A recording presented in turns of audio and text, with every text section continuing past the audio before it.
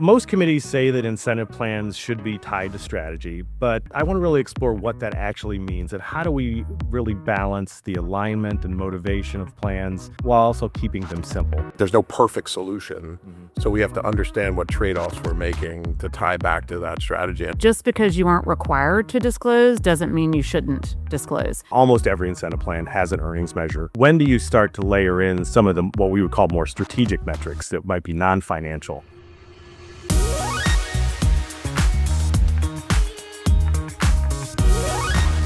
Welcome to the Executive Compensation Podcast. I'm Ryan Harvey, and today I'm joined by Darren Moskovitz and Virginia Rhodes.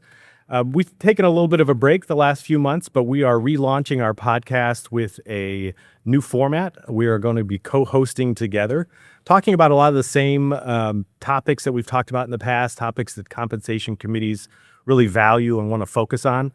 And I'm really looking forward to this new format and the conversations that we're going to have. The next couple of weeks, we're really going to be focused on strategy and how do compensation committees link strategy to incentive design.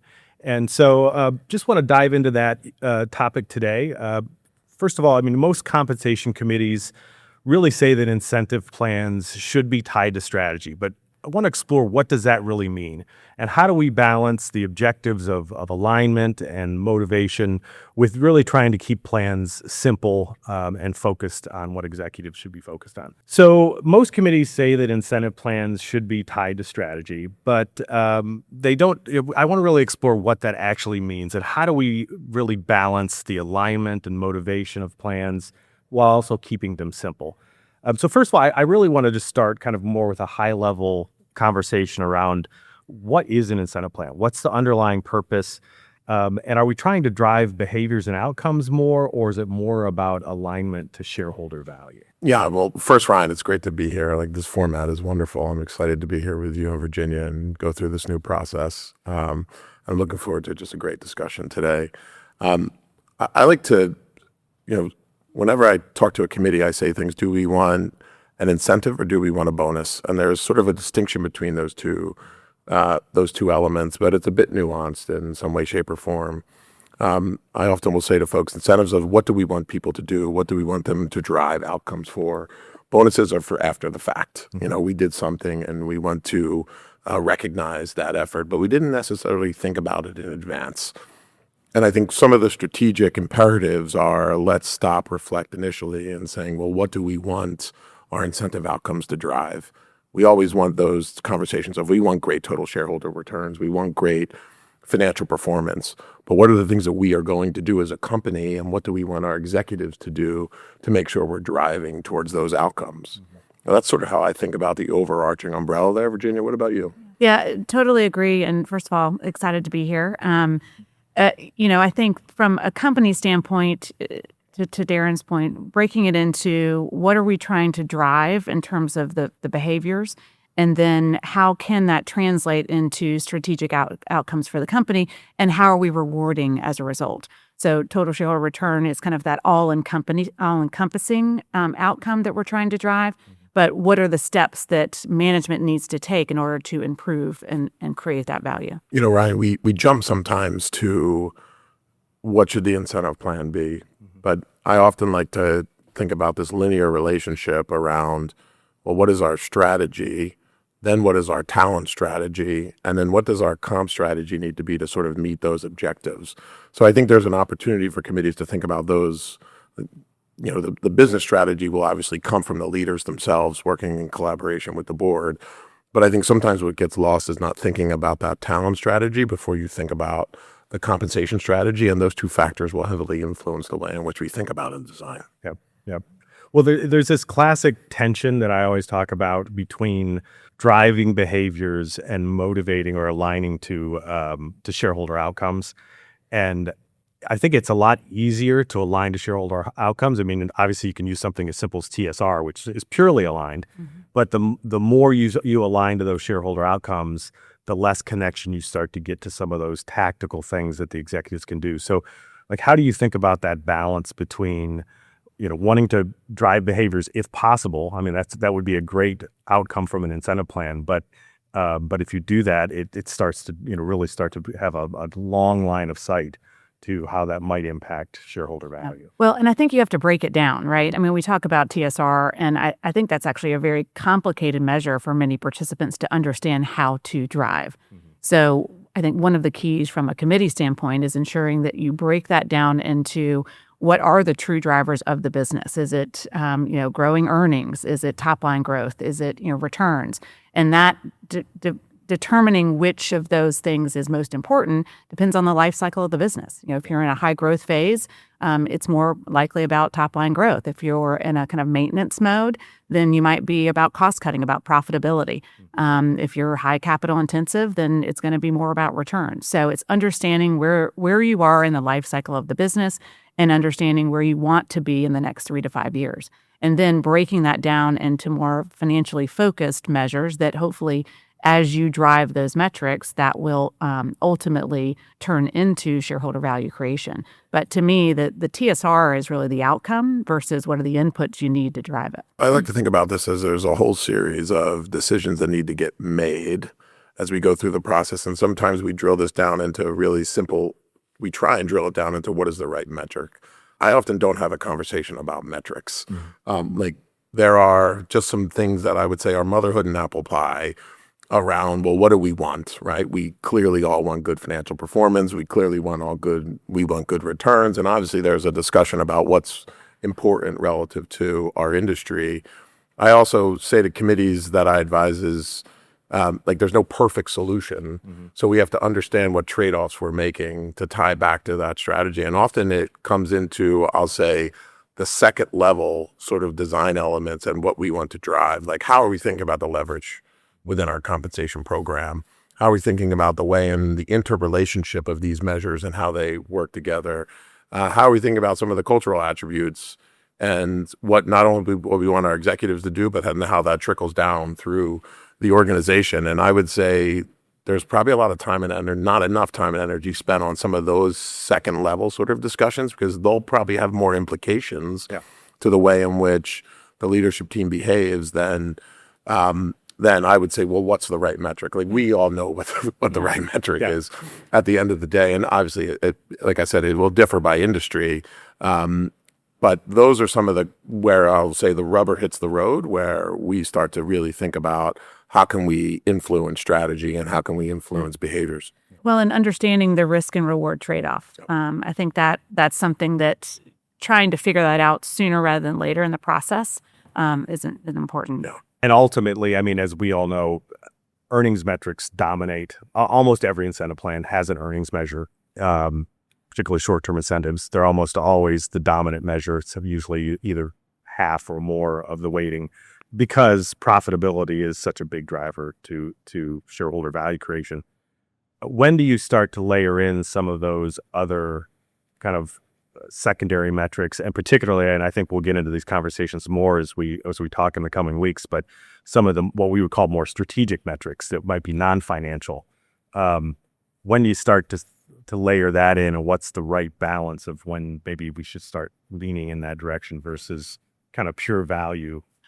So it's a great question. And I think to your point, the majority of the programs that we see are financially focused, 70, 80% of the mix on a short-term plan, usually 100% of the mix on a long-term plan is driven by financials.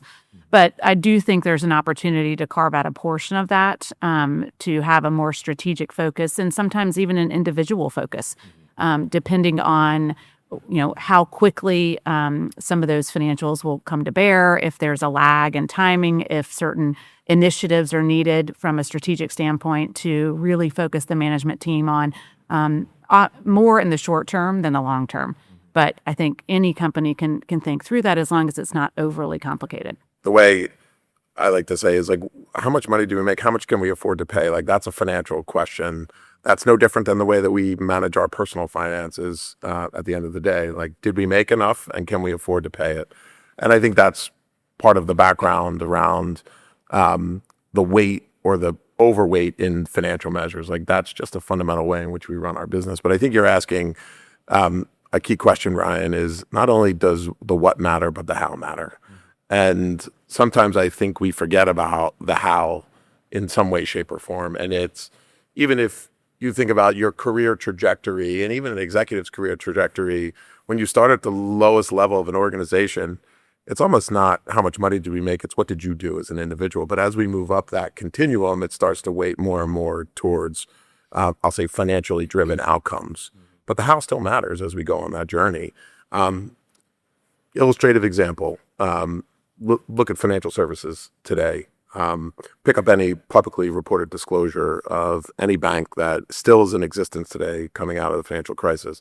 There'll be this balance between not only what we did, so what dropped in our financial bucket, but how did our executives do it? And maybe that stands out because of, I'm going to say, the crisis outcomes that industry went through at a certain point in time. But those committees have really established a balance of, we want to make sure we're managing risk. We want to make sure we're thinking about our culture. We want to make sure we're thinking about our customers as we generate these returns for our shareholders. So I would say their external constituency is probably a little more well-rounded in the way they think about executive compensation design. So I clearly think it has a place in the dialogue to make sure that we're reflecting those how outcomes in the way that we're thinking about executive compensation design. And every so often you get that executive that says, I'm going to do the right thing no matter what. Sure.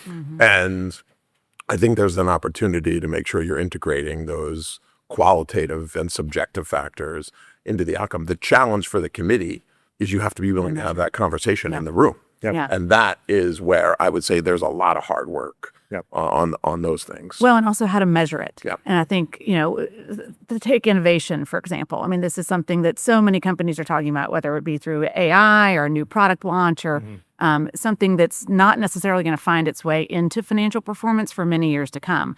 How can we motivate and incent those behaviors now that will lead to ultimate, shareholder appreciation in the future? Yep. But oftentimes it's very difficult to measure, and it's about progress towards a certain goal. And some committees are uncomfortable with that level of uncertainty. I agree that some committees are uncomfortable with that, but I just think that's the challenge of the committee, which is not every decision will be black and white or A plus B equals C. There's the opportunity to understand not just what we did, how did the market perform, what were the external conditions in which we operated under, to be able to sit down and have a tough conversation and say, well, how did our leadership team do? Yeah. I think sometimes we make those decisions when we decide to have succession management conversations. There's the opportunity to have those discussions when you're making incentive compensation decisions as well. Yeah, I mean, you work with a lot more financial services companies than I do, but I know with the few that I work with, a couple of them have what I would call more of a scorecard, which I generally am reluctant with scorecards that have lots of non-financial metrics, but in their cases, that I think they do make sense. So I think that is an area where it can make sense to have a broader scorecard. The rationale for that is, and I think it comes down a little bit to process, but it also comes down to the fact that there's just exogenous factors that impact the industry a little bit more abnormally than maybe others, right? Mm-hmm. So the Federal Reserve can make a change in interest rates that can significantly impact a financial services firm's income statement and balance sheet in some ways. So I think it's just understanding all those external factors and the way in which we operated in those environments to position ourselves for success in the future. And utilities are another great example. Utilities are notorious for having multiple measures, and by multiple, it can be 8, and each one is carved out in the 2.5%, category. So many companies would shy away from that because the thinking is if it's not 10% or more, then it's really not driving behaviors. But I think utilities have done a really nice job of taking customer satisfaction, taking kind of regulator influence, taking not just earnings growth, but how did we get there? What were the steps that the company took in order to achieve it? Yeah. So I think they've done a nice job of making that flow through to the bonus outcomes. Yeah, I do think committees have to be cautious not just to chase prevalence either, because we have seen the prevalence of non-financial strategic measures grow. You can look at that data and say, well, should we be carving out 30% for strategic? And the answer might be yes, but I think it's only yes if you do have some of the things you've been talking about, Virginia, some of these true transformative or strategic things or things you're trying to shine light on. Mm-hmm. Safety is an example. I mean, I have a client that they had abysmal safety record. New CEO came in and really wanted to focus on safety. And it made sense to kind of pull that out as its own measure. And they've had a complete turnaround from being kind of bottom in their industry on safety to the top. But it was because of they had a very specific metric like that they were trying to change culture. Yeah. Safety is a tough one because once you put it in, it's really difficult to take it out. And then you have the conversations of if there's a fatality, what makes it palatable to pay anything in those circumstances, but. Well, we learned that lesson. I think everybody learned that lesson, I'll say, or maybe the hard way when we went through that ESG phase. And, everybody rushed to put some sort of ESG measure in their incentive compensation program. And then I think over time, committees said, well, isn't this part of your job? Isn't this is part of your job? Right? Like there is a base salary component to your job. Why am I trying to, reward you for things that it is our expectation that you are doing just as part of your remit in your role? So I think we did learn that. We learned that as we went through that process, and maybe we overreacted. And that's just part of your prevalence point, Ryan, which is I think sometimes the pendulum swings aggressively in certain ways, and we want to respond quickly rather than thinking about, what do we actually want to be rewarding for within our program. Any principles, I want to talk for a second just about how often should we be evaluating our metrics, our design. I have a lot of comp committee chairs. They like stability. They will often say, let's not just change to change, which makes a lot of sense. But when does it make sense, particularly in this environment with economic change and AI and all kinds of different dynamics going on? Is this something a committee should be taking a hard look at every year? Is there something wrong with changing every year? Like, what are some of the trade-offs there? I actually think there's some natural points in time that I would say happen organically where, as you engage with your clients, where it says, look, I think there's an opportunity to reflect on what we're doing. And you'll hear things like, we need to focus on top-line growth. Or, we need to focus on margin improvement. And these are things that naturally happen as part of, I'll say, the evolution of any business, where if we're stopping, listening, thinking about things, there might be points in time that we can reflect on our incentive compensation program. So I don't think there's any hard, fast rule on timing. I think it's a function of where we are, particularly in a certain cycle, or what's going on with the business that says, does our program align with where we are trying to move the company? Sometimes that happens every year, but sometimes that happens much less frequently because there's not a need to make those shifts. There's things that I would say are clean breaks that you're going to have to stop and say, let's really sit down, work hard, and think about this. And those clean breaks are often, is there a significant acquisition? Is there an M&A event? Is there a change in leadership? I often like to say, if you have a new CEO or a new leadership team, that is a natural time to say, what are we doing? What do we need to be doing differently? Because there's certain behaviors. You made a change for a reason. Like that wasn't necessarily done other than that wasn't necessarily done because leadership changes and succession changes happen because there maybe is a strategic shift, or we want to change the tone or the culture of an organization. So I think there's some natural breaks, but I think there's some organic opportunities as well to stop and reflect. And I'll give you an example. The other day, I have a client of mine that has one metric in their short-term incentive plan, Ryan, and we heard a lot about growth. And that metric is an earnings-based metric that historically they viewed as covering all sins. But when there needs to be a targeted effort on a specific initiative, that presented us the opportunity to just ask the question. Like, how do we want to think about this through the incentive plan design? I think there's always opportunity each year to retest the current program. It's not necessarily meaning redesign it, but there could be some refinements that could be useful.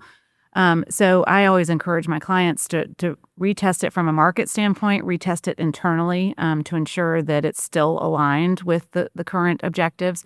Usually we see more change, of course, in the short-term plan because of the duration. Long-term plans tend to, I hope, stand the test of time a bit more. But just revisiting, particularly to your earlier point, if you do have some of those strategic carve-outs, that's a great area that each year you can reflect upon those various strategic goals to see if they're still working towards the objectives that you had originally defined them to, or is there refinement needed based on things that have changed over the last 12 to 18 months. I do think we're in this unique point in time, though, Ryan, where we can't go to a conference, or we can't go to a meeting, or we can't even go to a board meeting without artificial intelligence or some sort of technology initiative coming up. Sure. In whatever context. Like, it's almost in every single conversation where something ties back to what's going on now. And I think everybody agrees we are in a point of significant innovation, and change is going to happen, and it's going to happen very, very quickly. So, I think the old school rules of let's get a plan, let's make sure it's elastic, let's make sure it lasts, I don't know if that will be fit for purpose in what we're about to go through, where we are making decisions or companies are making decisions that things will just evolve extremely quickly. So the pace of change is just picking up, and we've seen that in almost every single industry. So a shareholder that would say, we really want consistency within the design, or a committee chair that might say, I want consistency within my design, I would say, fine, but that doesn't mean we shouldn't be doing the work to understand like how the world is moving around us. Yep. Testing it. And I mean, there's this whole other topic, which we won't get into today, on goal setting, which that clearly has to be discussed every year. And the slope, the performance curve slope, all of those nuances, I think, are much more subject to kind of annual revisions. But so just to summarize, I think our conversation, I think we all agree that we're ultimately trying to drive shareholder value, and that's really what incentives should be doing. Drive it and align to it. But there are times where diving deeper into some of those metrics or design elements to really make sure that you're focused on some of those strategic transformation issues, other strategic elements, makes sense. And so you really have to test that. And particularly with the dynamic environment we're in, we may have to test that even more than we have in the past. This episode is sponsored by Meridian Compensation Partners. Meridian helps companies simplify complex pay programs, align metrics with strategy, and document decisions with clarity. Visit meridiancp.com to learn more. So I want to bring in a recent development from the SEC. Meridian has released a client alert providing an overview of the SEC disclosure rules that they released. The disclosure rules really significantly impact smaller companies. So companies with less than $2 billion in market cap are going to have a significant reduction in the disclosure requirements, including elimination of say on pay, reduction in the number of named officers, reduction in almost all of the tabular disclosure, and no CD&A. So a very big change in the disclosure rules. Just curious, kind of initial reactions. How do you think this might impact incentive design? We've been talking about incentive design. Are some of these smaller cap companies going to approach how they design incentives, the metrics they use, their use of discretion differently, knowing that they're not going to have to talk about them in the ways that they did in the past? I think this could be a huge catalyst for many companies to reconsider their plan designs with a fresh perspective. The first comment, though, is just because you aren't required to disclose doesn't mean you shouldn't disclose. And I think particularly with regards to CD&As, right now, the CD&A is a perfect place to describe the rationale for your plan designs and how it links to business strategy. Without that, you're leaving your investors guessing. So I do think this will be a pretty big shift for many companies, and I think it will give them the latitude to make different decisions with regards to plan design, particularly around things like discretion or selecting metrics that may be more complicated to explain, but really are the driving force behind their financial results. Let's think about what the SEC chairman's been saying, and then what we just saw come out in this proposal. I think he has commented over time that the disclosure requirements in general for publicly traded companies are a little bit too onerous. Sure. And what this proposal has done is effectively targeted, I would say, smaller companies and newly public companies. So in some way, Ryan, over time, we have seen the number of public companies decrease precipitously, as the decision to be public has it's just too much. It's become more and more difficult, and it's just too much. I think we can all agree, or at least I would submit, is we need more public companies, not less. So this at least provides a pathway for smaller companies that are growing into larger companies, or companies that are going to be public, to go down this route for capital making decisions. So overall, I'll say to you, that's a good thing. Some of the challenges that we deal with, that every company deals with, whether we have to disclose it or not, will not change. Like, we all want to pay for performance. We all want to make sure our compensation plan aligns with strategy. These are just motherhood and apple pie statements. So there's always going to be that work to get done. Now, relative to the disclosure requirements, they are slimmed down for these smaller companies. I think Virginia's right that some companies that are maybe like in between that phase will have to understand, like, what have been the expectations of my shareholders, what will continue to be the expectations of my shareholders, particularly as I go on the journey of becoming, a larger reported company, and how I want to think about the evolution of my disclosure.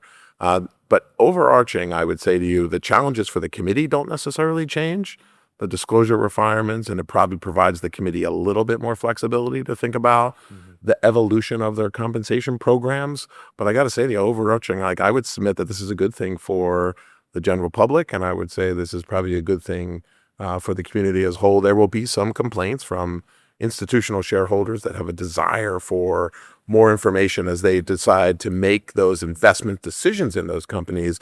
But that now becomes a responsibility as the company to make sure that they're communicating their strategy and those things externally. And I think they now get to decide what form they want to do with it. I do think the one thing we'll see different is long-term incentive design. Okay. I think we'll see more time-based awards, more heavy reliance potentially on stock options, which many companies I think would view as performance-based, which some investors might push back on. But with no say on pay vote, Sure. they've got a lot more flexibility. Yep. Yeah. Well, and the elimination of the CD&A could have big ramifications for incentive design. Yeah. Because there's a lot of committees that would like to exercise more business judgment in determining final payouts, but they are very reluctant to do so if there's any kind of discretion involved. Proxy advisors have pushed back on that. And so now if you can maybe have a little bit more business judgment in the final outcome, which I think in many cases makes sense. There's a lot of times there's things that happen in the course of the year that the boards in their wisdom should be able to incorporate into the final payouts. In the past, they haven't been able to do that. Now I think you'll see some of these smaller companies maybe get more comfortable. It'll be interesting though to see what happens when they grow into a larger company and now they have bigger disclosure requirements. But I think at least when they're in this category where they don't have a CD&A, it could have a big impact. Yeah. Yeah, I mean, take a controlled company, for example, publicly traded, but either family controlled or controlled in some other form. We tend to see different plan designs with regards to that because they don't have as much scrutiny applied to the way that they operate. Media is a great example, right? Media companies, many of which are controlled, they might have highly discretionary short-term incentive plans to the point where it's a pot of money if the earnings are there and it's distributed as they see fit. And because they are controlled, they don't get the backlash that many broadly publicly traded companies do. Yeah. I think it's the use of performance share units in the grand scheme of things is a relatively new concept, right? It's probably been around for 15 years, maybe not even that. If you think about it, depends how far we want to go back. Like some of those companies that are smaller where it's hard, I think Virginia's right, where it's harder to set those long-term goals. I think it provides them the flexibility to think about stock options or to think about time-based restricted awards, particularly in this environment. Like we have fintech companies that we advise that like they're building the plane as they go. And they need that capital to help build that plane. And it's really hard to set long-term goals in that context. And there's really not a lot of relative comparators yet. Yeah. So I think it will provide some committees the opportunity to make some thoughtful strategic decisions that necessarily aren't overweighted by what some third parties consider to be good incentive design practice. Yep. Yep.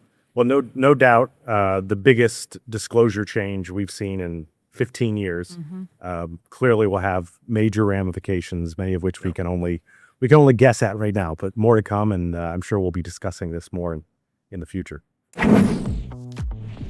If you're getting value from these conversations and want more practical guidance like this, make sure you subscribe to the channel on YouTube. We're building a library of episodes designed specifically for compensation committees navigating real decisions. Alrighty, well, I want to kick off a quick discussion. I'm going to throw out some statements. Some of them may be a little bit controversial, but I want us to go around the table and either agree or disagree with the statement. And then we'll dive in a little bit and get some of the nuances of why you agree or disagree. So I'm just going to go through a handful of statements here. I'll start with the first one. Incentive plans should change whenever strategy changes. Virginia, agree or disagree? Disagree, but. Disagree. Oh, Darren?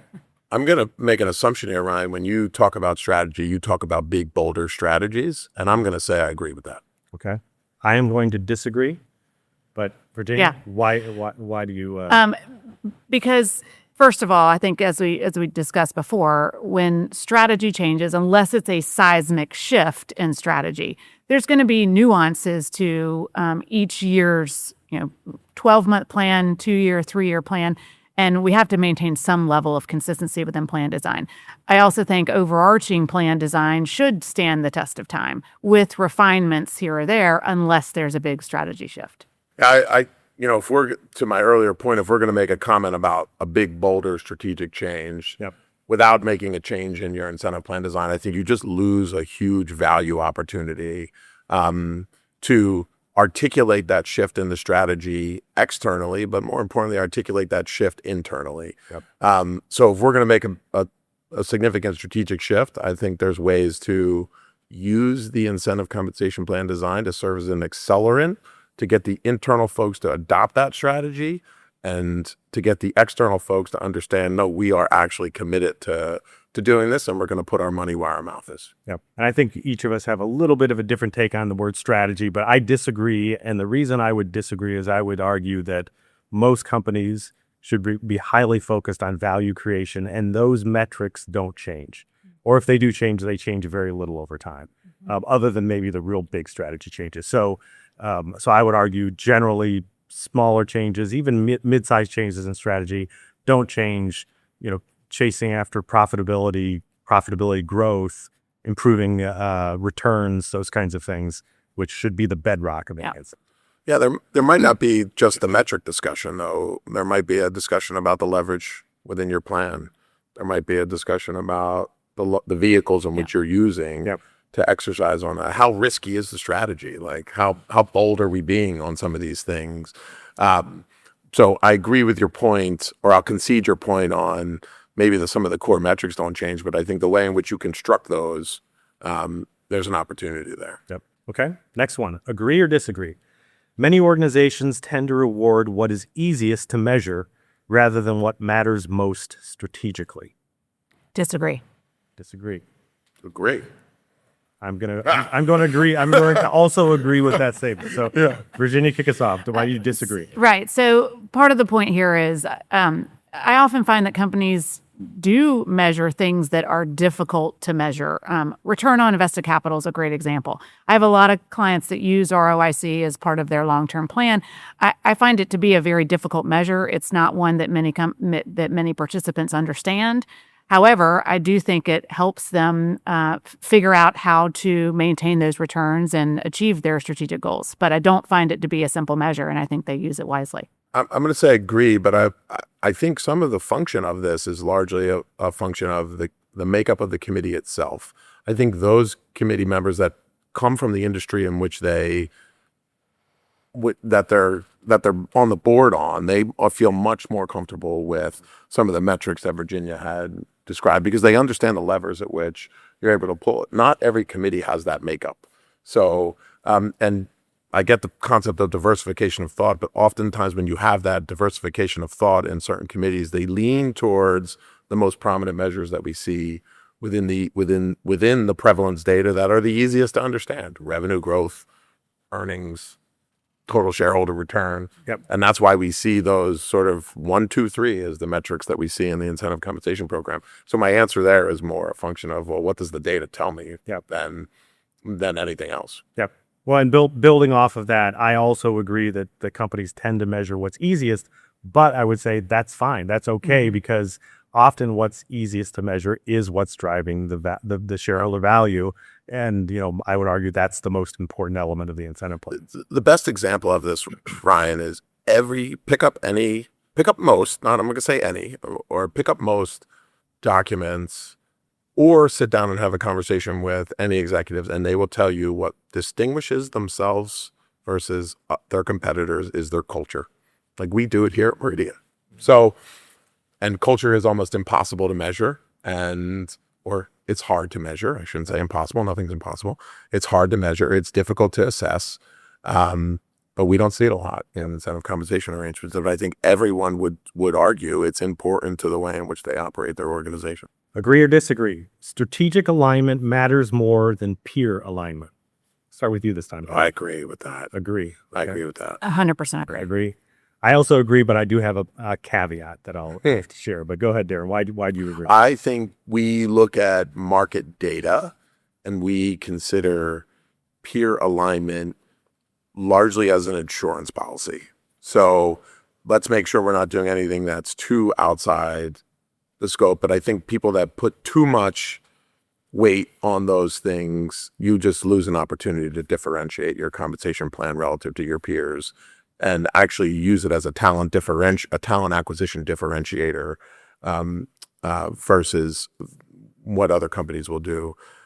So I think understanding the market has a role, but I would much more weight think strategic alignment than peer alignment. Yeah. I'm a huge fan of understanding the market landscape. And I think that companies should make sure that they understand what either differentiates them from that or, certainly identify the similarities. It can be an attraction and retention tool to understand where they are different and unique. But totally agree that it's based on what your business results or strategic imperatives are, and that's the way that you should be aligned, understanding where you might be different from market. Yep. So we're in agreement here. I agree. Strategy, business, your business should lead the conversation. My big caveat, though, is that market data and peer alignment can sometimes shed light on a blind spot. And particularly, there might be a couple of peers within your peer group that are very close to you as far as business operations. And sometimes, you'll find something in the data that you just hadn't thought about or maybe hadn't emphasized.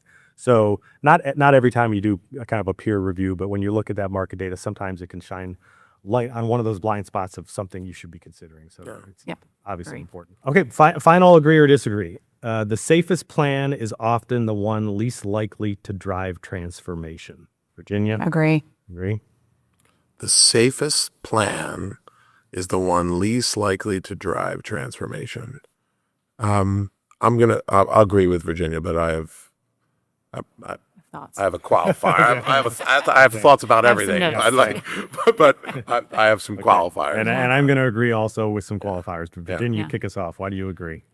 So, when I think about safest plan, I also think about simplest plan, easiest to understand, easiest to measure. And I think of transformative businesses oftentimes need to think outside of the box.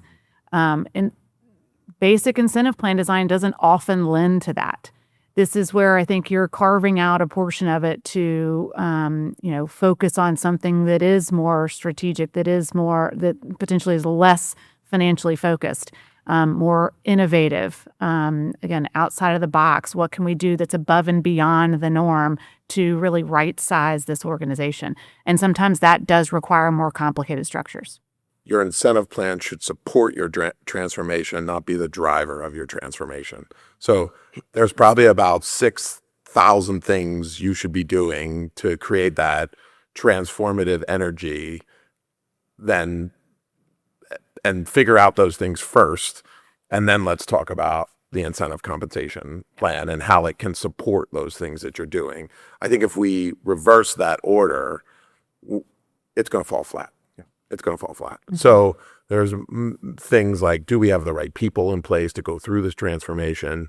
That's going to have implications to the incentive compensation plan because normally you're bringing people in from the outside. So how do I recruit those people and bring them to the organization? Like you might go through a transformation and you might have maybe like a year or two before you can actually embed an incentive compensation program that really will help drive that transformation because the people in which you need to get on board to create those transformation, your program initially might look really vanilla, until a CEO has its leadership team in place. I agree. I would say the SAFE plan, which I would categorize as plans that are more common, more typical, they're not going to drive transformation necessarily, but that's fine because we're not always trying to drive transformation. The transformation is a unique thing in the life cycle of a company. And occasionally you do need to drive transformation and you'll need to do something very different and think outside of the box. But that's probably 10% of companies. Most of the time companies are driving attraction, retention, motivation, the kind of the bread and butter things we talk about all the time. Agree. Next time, we'll take this one step further. It's one thing to say pay should align to strategy. It's another thing entirely to translate strategy into measurable outcomes that a board can actually use. If you have ever wondered why so many plans are bloated, that episode is for you. Remember, good governance is not about having the most complex plan, but one that is understood by management and shareholders. Until next time.